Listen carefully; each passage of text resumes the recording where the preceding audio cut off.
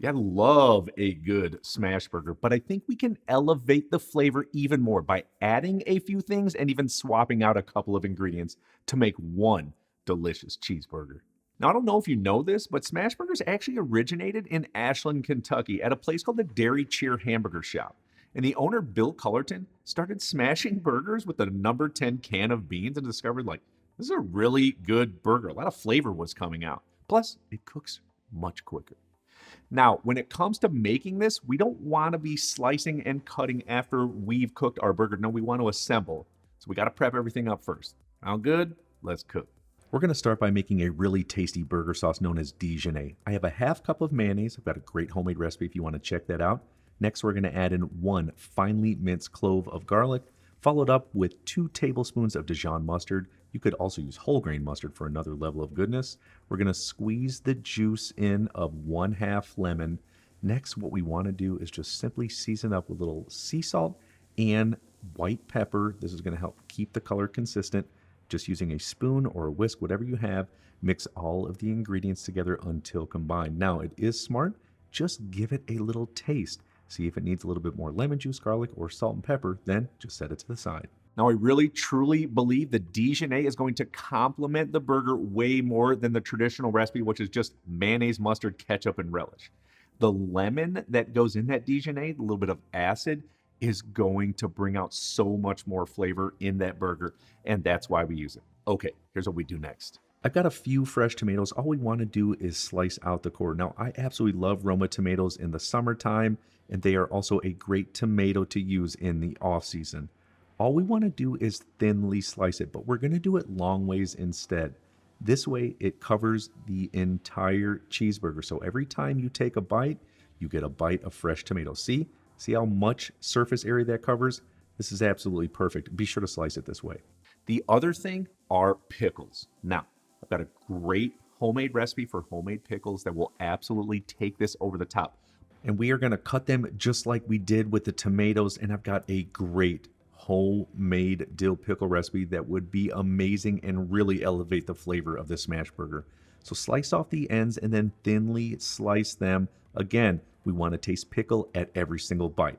And while we're prepping up vegetables, why not do the red onion? You could use a white or a sweet onion. Take off the ends and that outside peel. Now, what I like to do is thinly slice it on a mandolin. Remember my trick with the mandolin? Once you start getting nervous, stop slicing. I think thin slices just complement it better so you don't have big chunks of onion in there. Now for the lettuce. Traditionally, iceberg is used, but I think green leaf lettuce just brings so much more. Iceberg is a solid lettuce for burgers. In fact, my uncle only ever eats iceberg on every salad. It's absolutely crazy. It's also good on a wedge salad as well, obviously. But the green leaf lettuce is a little bit thicker, has great flavor, and it's going to help protect that bun when all those juices run down so you don't have a soggy bun in the end. This is huge here. Okay, so to prepare it, what we're going to do is just take a leaf off, but we want to remove that thick centerpiece stem there. Just pinch it and pull it out. Now we have a huge lettuce leaf here. What we're going to do is just rip it in half and then fold it around till we make a circle like this, which is going to completely cover our bun. Set it to the side. Now, the second most important thing with any cheeseburger, to me anyways, is the bun. It has the power to bring a lot of flavor to it, but also if you toast it just right, it stops from making it super soggy. And I don't know about you, but soggy bread on cheeseburgers is just disgusting to me. Now, the traditional bun used is a potato bun. It's solid, it's a little dry, not a lot of flavor, but if you ask me, oh my gosh, brioche is where it's at. That little bit of sweetness is gonna complement that meat so much. Now, there's not a lot of difference in the color or the way that it's shaped, but I'm telling you right now, the brioche is so much better. Now, I've got a great homemade brioche bread recipe. All you would do is form it into a little bun instead of the loaf or that Sicilian style bun with a little ball bun on top of it. Just form it into buns and bake it. It will be so good and bring this thing over the top. Now, I know you've been waiting. Let's get into this meat mixture. We are going to be using 2 pounds of 80-20 grass-fed beef. That means 80% lean to 20% fat. You want to use at least this ratio. All that fat is what's going to provide all that flavor in the smash burger. Do not skip out on this. And what we're going to add to this is 2 teaspoons of sea salt, followed up with a half teaspoon of black pepper, and next a half teaspoon of paprika. I think those ingredients right there would make a delicious cheeseburger, but nah, not gonna stop there. Got a few more things to add, and it will absolutely take these over the top.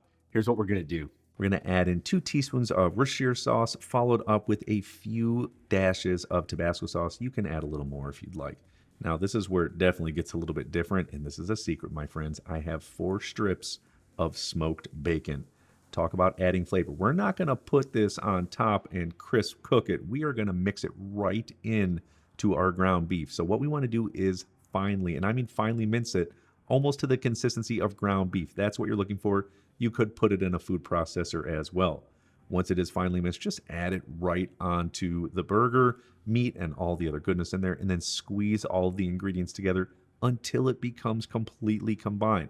And let's have a little taste. I always say, let's figure where we're at. We can't taste raw beef, so let's add a little oil to a flat top. Now what we're gonna do is hit it with that little piece of beef. After just a few seconds, just give it a flip. You just wanna brown up, make sure it's cooked throughout, and then taste it.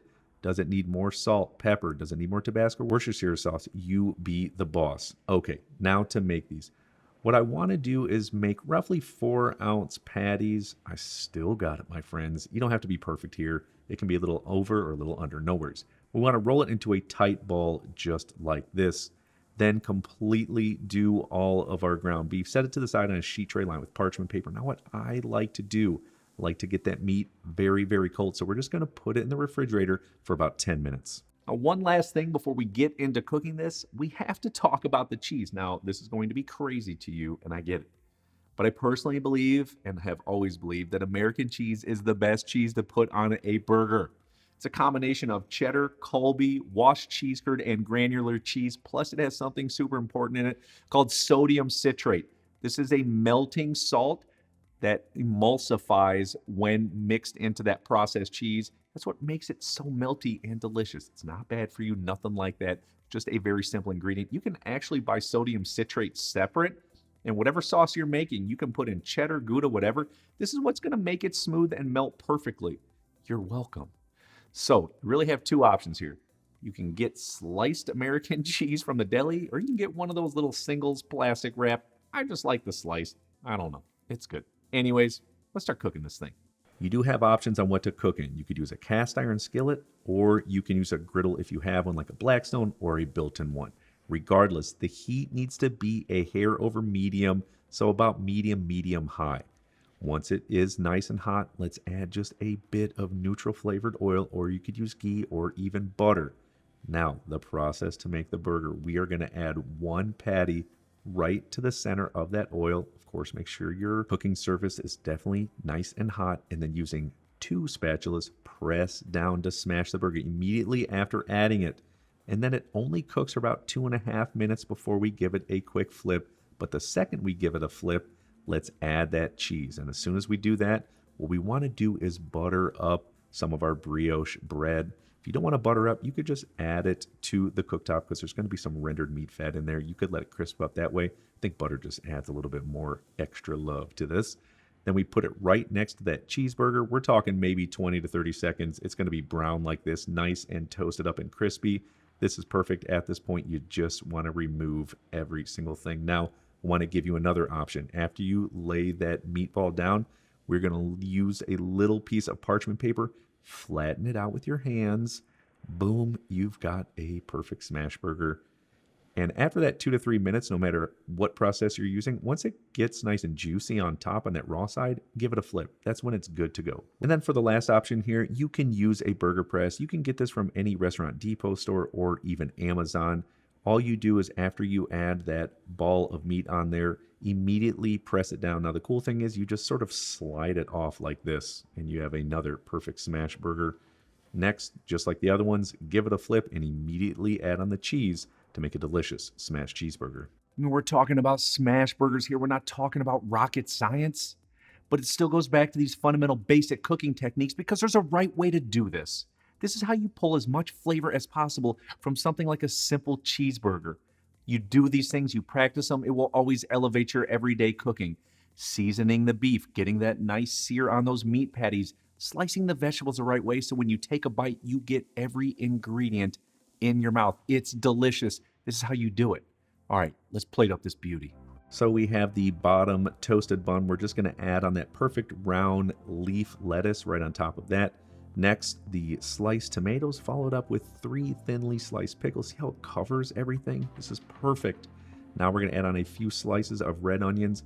I'm going to go double time here, my friends. We're going to load this cheeseburger up with 2 cheese patties. Next, let's spread on a tablespoon or 2 of that Dijon sauce and then add on that top bun. Boom. Every time you take a bite of this, you are going to taste every single ingredient, and this is what makes it so much better. This is how you make a smash burger. It's gorgeous. It's incredibly flavorful. Now, if you want the perfect meal, you need to serve this up with my pommes frites. I also make a version of Parmesan truffle fries in there. Oh my gosh. Perfect pairing. I'm going to get real messy with this. I'll see you on there.